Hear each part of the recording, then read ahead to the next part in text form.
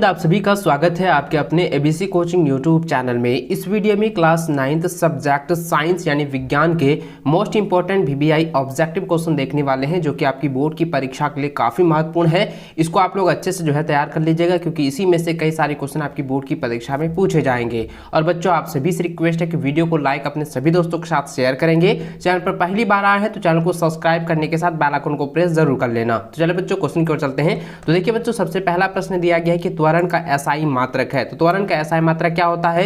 Metre प्रति second square. ठीक है, इसको आप लोग अच्छे से रट लीजिएगा। इसको आप लोग अच्छे से जितना हो सके उतना आप लोग इस वीडियो के साथ साथ आप लोग रिवीजन भी जरूर कर लीजिएगा। तो देखिए बच्चों, दूसरा क्वेश्चन देखिए दोस्तों, दिया गया है कि स्वचालित वाहनों में एक यंत्र लगा होता है जो उनके द्वारा तय की गई दूरी को प्रदर्शित करता है। इस यंत्र को कहते हैं, यानी कि दोस्तों किसी भी वाहनों में एक ऐसा यंत्र लगा है जिनके द्वारा जो दूरी तय किया गया है उसको मापा जाता है, तो उसको हम लोग कहते हैं ओडोमीटर। ठीक है, याद रखेंगे, ऑप्शन ए इसका सही आंसर होगा, ओडोमीटर। अगला प्रश्न है कि इनमें से कौन सही है। तो दोस्तों ये वाला जो ना फॉर्मूला है, और मैंने आपको कहा था ये फॉर्मूला आप लोग को याद रखना है, और v बराबर u प्लस AT होता है। तो यहाँ पे देखिए किस में है, तो ऑप्शन नंबर ए में है, v बराबर u प्लस AT। ठीक है, इसको आप लोग अच्छे से तैयार कर लेना। अगला प्रश्न देखिए दिया गया है कि द्रव्यमान और वेग के गुणनफल को कहते हैं। द्रव्यमान और वेग के गुणनफल को कहते हैं संवेग। ऑप्शन नंबर ए इसका सही व सटीक आंसर होगा। अगला प्रश्न है, निम्न में से किसका जड़त्व अधिक है। तो दोस्तों यहाँ पर जरा ध्यान दीजिएगा, जिसका भार सबसे अधिक होगा तो वो क्या होगा, उसका जड़त्व भी अधिक होगा। तो दोस्तों इसका आंसर क्या हो जाएगा, ऑप्शन नंबर डी हो जाएगा, रेलगाड़ी। ठीक है, इसको आप लोग नोट कर लीजिए। अगला प्रश्न है कि प्रत्येक क्रिया के समान एवं विपरीत प्रतिक्रिया होती है, यह गति का कौन सा नियम है। तो यह दोस्तों यह तृतीय गति को प्रदर्शित करता है, यानी कि न्यूटन गति के तीसरे नियम में यह व्यक्त होता है कि अगर किसी भी क्रिया के समान विपरीत प्रतिक्रिया की जाती है। तो आप इसको नोट कर लीजिए, और ओम के नियम के जो है याद कर लीजिएगा। ओम का जो है 3 नियम था, प्रथम नियम, द्वितीय नियम और तृतीय नियम। ये तीनों नियम को आप लोग अच्छे से पढ़ लेंगे, अच्छे से उनको जो है रिविजन कर लेना। अगला प्रश्न देखिए दोस्तों, दिया गया है कि पृथ्वी के गुरुत्वीय त्वरण का मान होता है। तो पृथ्वी के गुरुत्वीय त्वरण का मान होता है 9.8 मीटर प्रति second square. Option number B इसका सही आंसर होगा। अगला प्रश्न है कि चंद्रमा की सतह पर किसी वस्तु का भार पृथ्वी की सतह पर उनके भार का कितना गुना होता है। तो इसका आंसर है दोस्तों 1.6 गुना होता है। ऑप्शन नंबर डी इसका सही आंसर होगा। अगला प्रश्न है, न्यूटन किसका मात्रक है। तो बच्चों इसका आंसर होगा बल का। ठीक है, क्योंकि न्यूटन जो है बल का मात्रक है। ऑप्शन ए इसका सही आंसर होगा। अगला प्रश्न 10वां नंबर दिया गया है कि किसी गतिशील पिंड का वेग आधा करने से उसका संवेग हो जाता है। तो उसका संवेग जो है आधा हो जाता है। इसको आप लोग अच्छे से नोट कर लीजिए। अगला प्रश्न है कि रॉकेट किसके सिद्धांत पर कार्य करता है। बच्चों मैंने कई बार आपको बताया था कि रॉकेट जो है संवेग के संरक्षण पर सिद्धांत पर कार्य करता है। तो यहाँ पे ऑप्शन नंबर सी हो जाएगा, संवेग के संरक्षण। ठीक है, इसको आप लोग नोट कर लीजिए। अगला प्रश्न है कि दो पिंडों के बीच गुरुत्वाकर्षण का बल निर्भर नहीं करता, तो वह कौन सा होगा। उनके द्रव्यमान का योग पर जो है ये गुरुत्वाकर्षण बल जो है काम नहीं करता है या निर्भर नहीं करता है। ऑप्शन नंबर सी इसका सही आंसर होगा। अगला प्रश्न है कि धनुष की तनित डोरी में कौन सी ऊर्जा संचित है। तो दोस्तों धनुष की जो तनित डोरी है वो स्थिर में है, तो इसका आंसर हो जाएगा स्थितिज ऊर्जा उसमें संचित है। ठीक है, ऑप्शन नंबर ए इसका सही आंसर होगा, स्थितिज ऊर्जा। अगला प्रश्न है कि कार्य करने के दर को कहते हैं। तो कार्य करने के दर को हम लोग शक्ति कहते हैं। ठीक है, ऑप्शन नंबर बी इसका राइट आंसर होगा। अगला प्रश्न है, किसी वस्तु का वेग दुगुना कर दिया जाए तो उसकी गतिज ऊर्जा कितनी हो जाएगी। तो दोस्तों इसका आंसर क्या हो जाएगा, यह जो है अगर गतिज ऊर्जा को जो है किसी वेग की जो है दुगुना कर दिया जाता है तो उसकी जो गतिज ऊर्जा होगा ना, तो वो चौगुनी हो जाएगी, यानी कि 4 गुना बढ़ जाएगा। ऑप्शन नंबर सी इसका सही आंसर होगा। अगला प्रश्न है कि आवर्त का एसआई मात्रक क्या होता है। तो आवर्त का एसआई मात्रक होता है हर्ट्ज। ठीक है, इसको ऑप्शन नंबर 2 इसका राइट आंसर होगा, सही आंसर होगा।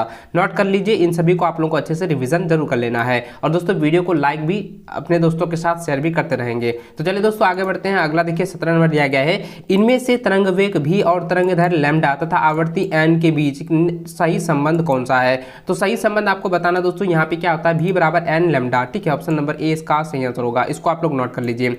अगला प्रश्न है, दिया गया है कि निम्नलिखित में कौन पदार्थ है। तो निम्नलिखित में से कौन पदार्थ है दोस्तों, यहाँ पे जो ठंडा पे जो है यह जो है एक पदार्थ है। ठीक है, चलिए आगे बढ़ते हैं। अगला सवाल देखिए दोस्तों, दिया गया 19 नंबर कि निम्नलिखित में द्रव में कौन निश्चित होता है। तो द्रव में जो है कौन निश्चित होता है, आयतन जो है निश्चित होता है। इसको आप लोग नोट कर लीजिए। ठीक है, देखिए पदार्थ के 3 गुण होते हैं। ठीक है, 3 अवस्था होती है, तीनों अवस्था को आप लोग अच्छे से पढ़ लीजिएगा।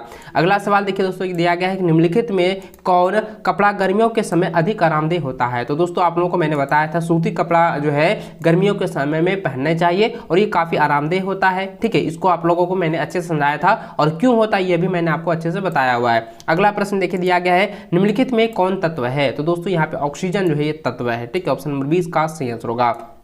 अगला सवाल देखिए दिया गया है, निम्नलिखित मिश्रणों में से विलयन की पहचान करें। तो इसमें जो है 4 ऑप्शन दिया गया है, मिट्टी, समुद्री जल, कोयला और वायु। तो इसमें से जो है मिश्रणों का विलयन की पहचान करने के लिए कह रहा है, तो समुद्री जल जो होगा वो मिश्रणों का विलयन है। ठीक है, तो ऑप्शन नंबर 20 का सटीक व सही आंसर होगा। अगला सवाल है, निम्नलिखित में कौन टिंडल प्रभाव को प्रदर्शित करेगा? तो दोस्तों टिंडल प्रभाव यानी कि कॉपर सल्फेट का विलयन जो है टिंडल प्रभाव को प्रदर्शित करेगा। ऑप्शन नंबर सी इसका सही आंसर होगा। अगला सवाल है कि 1.8 G H2O यानी कि 1.8 ग्राम जल H2O के अणुओं की संख्या क्या है? तो इसमें देखिए दोस्तों H2O के अणुओं में संख्या ज्ञात करने के लिए कह रहा है, तो इसका आंसर क्या हो जाएगा? 6.00 गुना 10⁻22। ऑप्शन नंबर जो है डी इसका राइट और सही आंसर होगा। अगला प्रश्न 25 नंबर दिया गया है कि 5.85 ग्राम NaCl यानी कि सोडियम क्लोराइड किसके बराबर है? तो दोस्तों इसका आंसर 1/10 मोल के बराबर है। ठीक है, इसको आप लोग नोट कर लीजिए। ऑप्शन नंबर सी जो इसका सही आंसर होगा।